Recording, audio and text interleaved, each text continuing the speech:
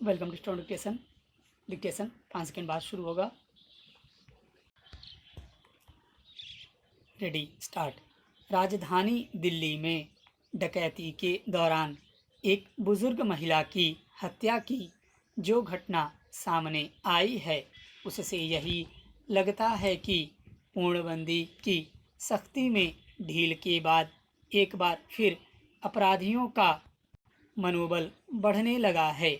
Safdarjung enclave इलाके में शनिवार रात विदेश मंत्रालय से सेवानिवृत्त हो चुके एक 95 वर्षीय अधिकारी के घर उनके ही सुरक्षा गार्ड और उसके साथियों ने आभूषणों और पैसों की लूटपाट की और विरोध करने पर उनकी 88 साल की पत्नी की गला रेत कर हत्या कर दी।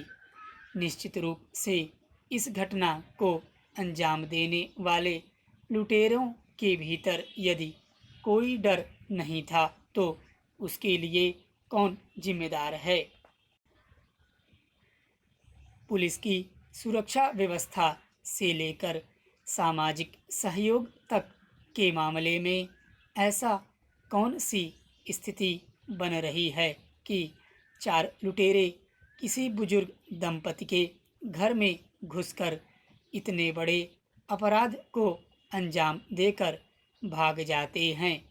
हालांकि इस घटना के बाद खबर मिलने पर पुलिस ने तत्परता दिखाई और नेपाल भाग रहे अपराधियों को गिरफ्तार कर लिया, लेकिन सवाल है कि हत्या और डकैती की घटना हो जाने और उसमें किसी लाचार की जान चली जाने के बाद ऐसी तत्परता किस काम की?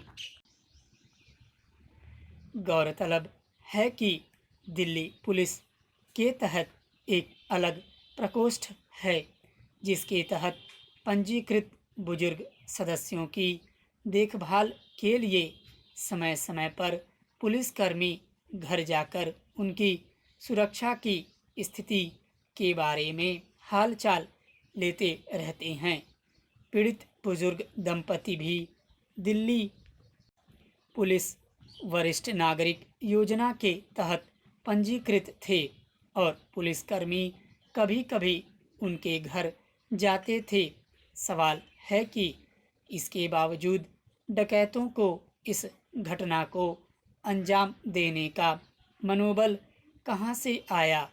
अगर पुलिस महकमा इस सहायता कार्यक्रम को लेकर संवेदनशील है तो उसे यह गौर करने की ज़रूरत है कि उसकी ड्यूटी में लापरवाही कहाँ हुई।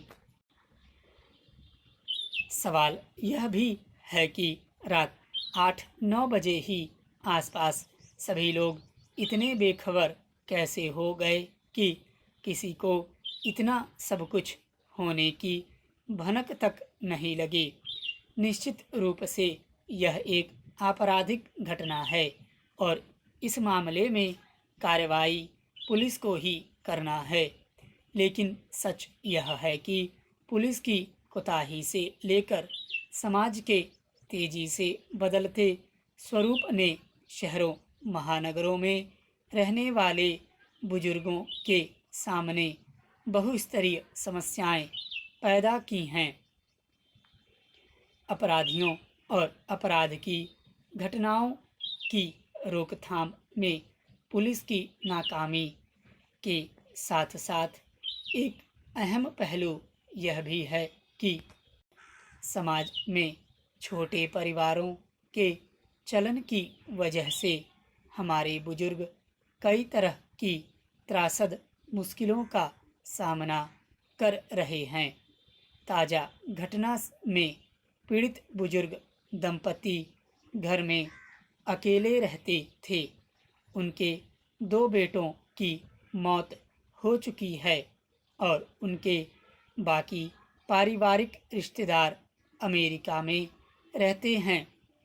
आखिर उनके रिश्तेदारों के सामने ऐसी कौन सी मजबूरी है जिनके चलते उन्होंने बुजुर्ग दंपति को अपने साथ रखना जरूरी नहीं समझा।